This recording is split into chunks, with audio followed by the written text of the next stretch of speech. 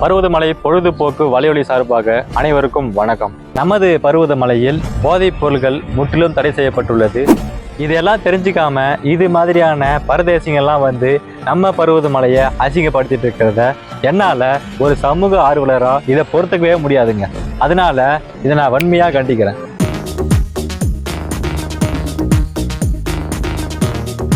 அதன்படி ஜூலை 8ஆம் தேதி நமது பருவதமலைக்கு பரத், யஷ்வந்த் என்கிற பெங்களூரை சேர்ந்த 2 இளைஞர்கள் பருவதமலை ஏறுவதற்காக வந்திருக்காங்க. பருவதமலையில் கடலாடி வழி, தென்மகா தேவமங்கலம் வழின்னு 2 வழி இருக்கு. இந்த 2 வழியிலுமே செக் போஸ்ட் இருக்குதுங்க. இந்த செக் போஸ்ட்ல வனத்துறை காவலர்கள் பரிசோதனை செய்த பிறகுதான் மக்களை மலையேறுவதற்கு அனுமதிச்சுட்டு வராங்க. அதன்படி பிளாஸ்டிக் பொருள்கள், போதைப் பொருள்கள் எல்லாமே பருவதமலையில தடை செய்யப்பட்டிருக்கிறது தெரிஞ்சும் இந்த 2 பேர் போதைப் பொருள்களை அவங்களுடைய ஆசன வாயில்ல சமீப காலமாக நமது பருவதமலையில் போதைப் பொருள்களின் பயன்பாடு மேலோங்கியுள்ளது. அதற்கு உதாரணமாக இந்த சம்பவத்தை சொல்லலாம்.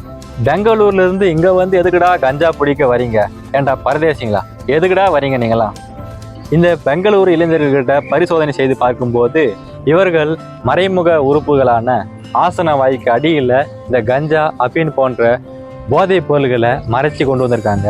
இதை கண்டுபிடித்த வனத்துறையினர் கடலாடி காவல் நிலையத்திற்கு தகவல் தெரிவித்து இந்த 2 பேர் மேலேயும் வழக்கு பதிவு செய்யப்பட்டுள்ளது. அதன்படி இவர்கள்கிட்ட கைப்பற்றியது கஞ்சா மட்டும்தான் கைப்பற்றியதாக கடலாடி காவல்துறையினர் சொல்றாங்க. ஆனா கஞ்சாவுடன் சேர்த்து விலை உயர்ந்த அபினையும் பறிமுதல் செய்யப்பட்டுள்ளதாக வனத்துறை காவலர்கள் சொல்றாங்க. பரத், யஷ்வந்த் இவங்க 2 பேரும் வந்த 2 பைக்கு இவர்கள் கொண்டு வந்த அபின், கஞ்சா போன்ற போதைப் பொருட்களுடன் சேர்த்துதான் அவர்களை காவல்துறையினரிடம் ஒப்படைச்சாங்க. ஆனா கடலாடி காவல்துறையினர் இவர்கள் கொண்டு வந்த 2 பைக்கும் கஞ்சா பொருள்களுக்கு மேல மட்டும்தான் வழக்கு பதிவு செய்யப்பட்டிருக்காங்க. இதை எதிர்த்து வனத்துறை காவலர்கள் கடலாடி காவல்துறையிட்ட விசாரிச்சும் எந்த ஒரு உண்மையும் சொல்ல மாட்டாங்க. இதை திட்டமிட்டு மறைக்கிறாங்க.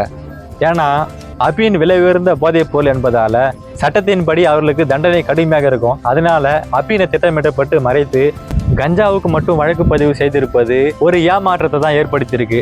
இப்படியெல்லாம் காவல்துறையினர் முறைகேடாக நடந்து கொண்டால் சட்டம் எங்கெங்க இருக்குதுங்க? இங்க நீதி எங்க இருக்குது? நியாயம் எங்க இருக்குது? இப்படியே போனா நாடு எங்க தான் போறது? எங்க பார்த்தாலும் ஊழல், லஞ்சம், கரப்ஷன், போதைப் பொருள் எல்லாமே, எல்லா கரமுமே இங்க தாங்க இருக்குது. இது ஒழியணும்னா ஒரு நேர்மையான ஆட்சி மலரணும். அதுக்கு நாம் தமிழர் ஆட்சி மட்டும்தாங்க எனக்கு தெரிஞ்சு சரியான வழியா இருக்கும். பல வருடங்களாகவே பருவதமலைக்கு சாமியார் வேஷத்துல வருபவர்கள் எல்லாருமே கஞ்சா பொருள்களை பயன்படுத்தி வந்துட்டு இருந்ததாக மக்கள் கூறி நான் கேள்விப்பட்டேன். ஆனா இப்போ இது போல ஒரு சம்பவம் நடந்திருப்பது எனக்கே மிகப்பெரிய ஆச்சரியத்தை ஏற்படுத்தியிருக்கு. இப்போ பாருங்க, வெளிப்படையாவே 2 பேர் மாட்டிருக்காங்க. அதுவும் பெங்களூரை சேர்ந்த 2 வடநாட்டு இளைஞர்கள் கஞ்சா, அபின் போன்ற போதைப் பொருள்களை ஒரு ஆன்மீக தளத்திற்கு தைரியமா கொண்டு வந்திருக்காங்கன்னா அவங்க எந்த ஒரு திட்டத்துல வந்திருப்பாங்க பாருங்க. அப்போ இதுக்கு முன்னாடி எத்தனை பேர் கொண்டு வந்திருப்பாங்க?